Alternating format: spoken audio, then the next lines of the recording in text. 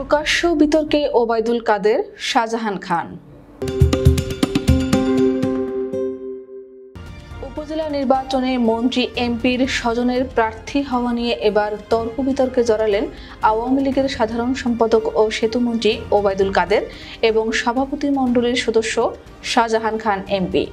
গতকাল মঙ্গলবার প্রধানমন্ত্রী শেখ হাসিনার ধানমন্ডির রাজনৈতিক কার্যালয়ে এমন ঘটনা ঘটেছে।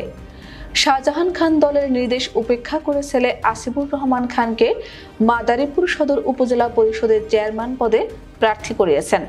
প্রার্থিতা প্রত্যাহারের অনুরোধ জানিয়ে তার সঙ্গে 18 এপ্রিল টেলিফোনে কথা বলেন দলের ঢাকা বিভাগের দায়িত্বপ্রাপ্ত কেন্দ্রীয় সাংগঠনিক সম্পাদক মির্জা আজম এমপি।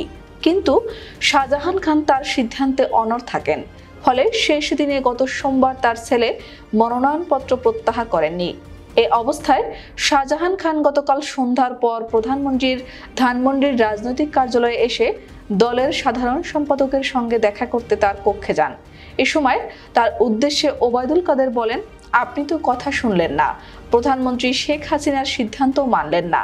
এ সময় সেতুমন্ত্রী ক্ষোভের পাশাপাশি অসন্তোষ প্রকাশ করেন। সেখানে উপস্থিত কেন্দ্রীয় নেতারা তিরস্কার করেন শাহজাহান খানকে।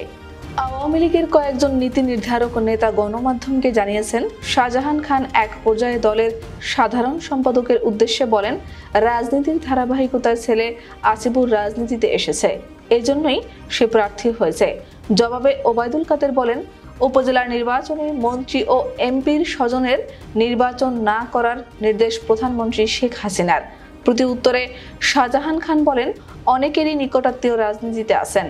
ওবায়দুল কাদের এ সময় শাহজাহান খানকে বলেন, আপনি কখনোই কোনো কথা শোনেন না, এটা ঠিক না। এর জবাবে শাহজাহান খান বলেন, আপনার সিদ্ধান্ত দেরিতে জানিয়েছেন, আগে জানালে ভালো হতো। তখন ওবায়দুল কাদের বলেন, সিদ্ধান্তটি আমার নয়, আওয়ামী লীগ সভাপতি ও প্রধানমন্ত্রী শেখ হাসিনা এর সিদ্ধান্ত দিয়েছেন। তিনি কোন সিদ্ধান্ত কখন দেবেন সেটা কি আমাদের জিজ্ঞাসা করে দেবেন?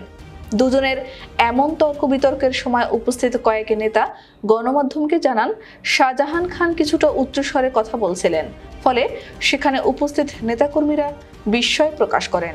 এ নিয়ে বিরক্ত হন ওবায়দুল কাদেরও। তিনি শাহজাহান খানের উদ্দেশ্যে বলেন, এখানে দলের অনেক নেতাকর্মী রয়েছেন, এরপরও আপনি সবার সামনে এসব অপ্রিয় কথা কেন বলছেন?